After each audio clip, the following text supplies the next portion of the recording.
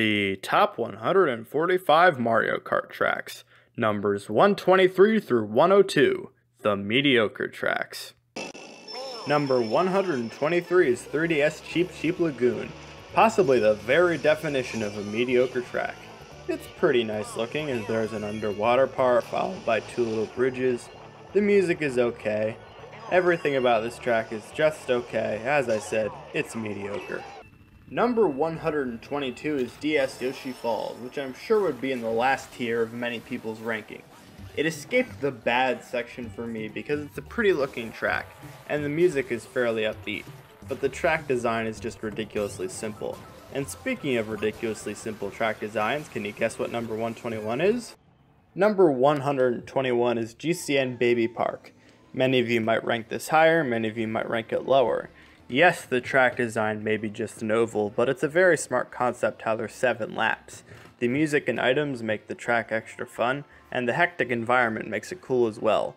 Still, the Mario Kart 8 Deluxe version being entirely in anti-gravity makes it a lot better for me. The OG GameCube version is still way better than the DS version though. Number 120 is SNES Donut Plains 1. Much like Mario Circuit 1, the track design is very simple and there just isn't much to say about it.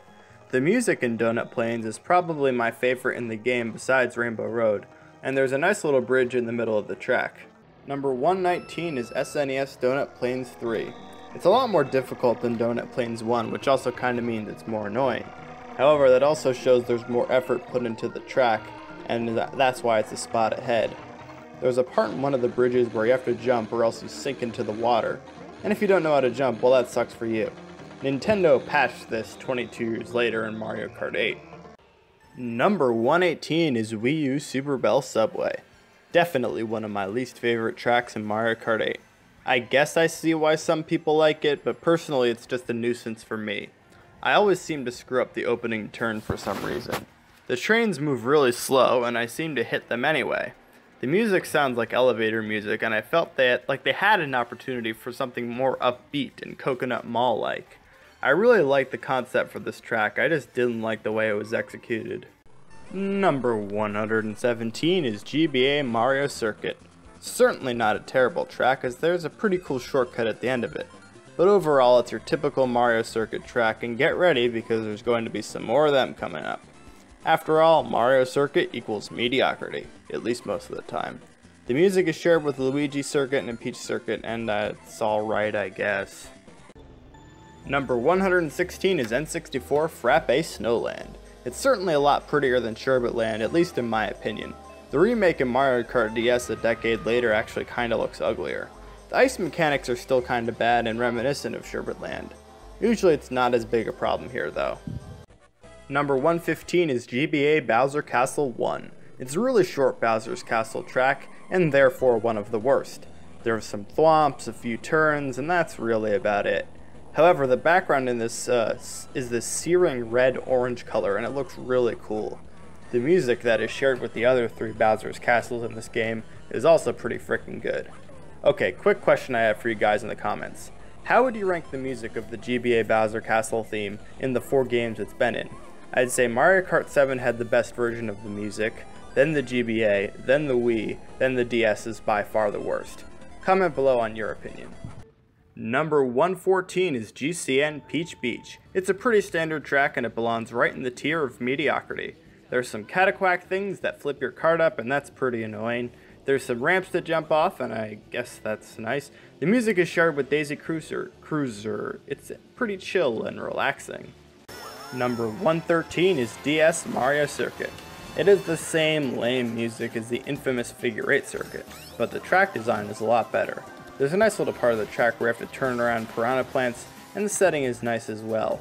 One thing I've never understood is why is this track between Tick Tock Clock and Airship Fortress in the Star Cup? Would have made more sense for it to be in the Mushroom or Flower Cup, I think. Number 112 is 3DS Bowser's Castle. This is certainly one of my more controversial rankings of the entire list, as there are a lot of people who like this Bowser's Castle. In fact, it's many people's favorite Bowser's Castle. To me, everything except the cool gliding section at the end is just so underwhelming. The music is nowhere near as good as the Bowser's Castle in Mario Kart Wii or 8, and so is the track design. I mean, part of the track is frickin' underwater. Number 111 is GBA Bowser Castle 2. It's slightly better than GBA Bowser Castle 1 due to the track design being clearly more thought out.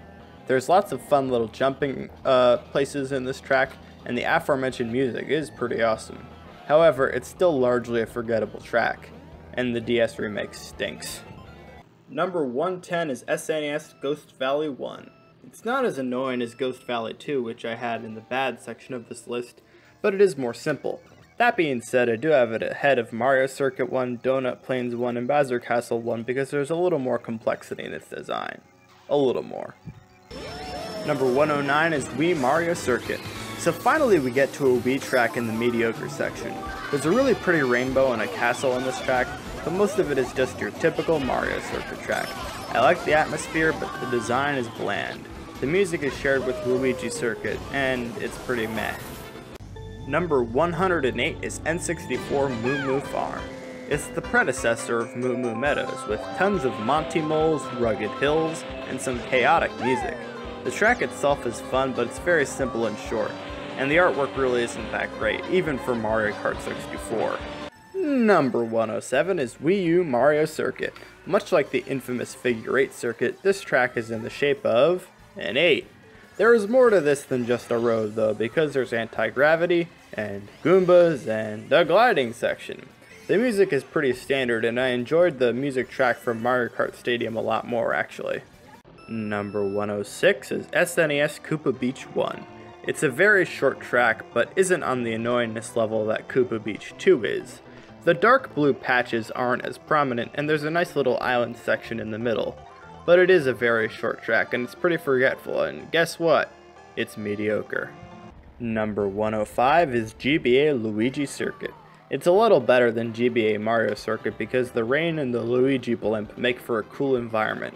It's still a lame circuit jam, and the rain puddles can get a little annoying, but I'd say the track design is better than the other circuits from this game for sure. Number 104 is SNES Mario Circuit 4. It's pretty similar to Mario Circuit 3, which you should definitely see in the next list. It's kinda difficult with the pipes and oil slicks, but it's not that bad, I guess. Number 103 is 3DS Shy Guy Bazaar. It's a pretty cool concept for a track, as I like the nighttime/desert setting. The music is boring though, and it's a pretty forgettable end to a forgettable Mushroom Cup from Mario Kart 7. Number 102 is Wii Daisy Circuit. It almost made my okay section, but let's face it, it's pretty mediocre. The fountain with Luigi and Daisy is cool, and so is the music. And hey, that shortcut in the beginning is pretty nice. But the rest of the track is pretty forgettable, and you just want to get to the other tracks in the Star Cup. That was the end of this part of the list. What Mario Kart tracks would you consider mediocre? And don't forget to respond to the whole thing I had on how you'd rank the different GBA Bowser Castle music themes from, the DS, the Wii version, etc. So respond to that if you wish. Anyway, bye-bye.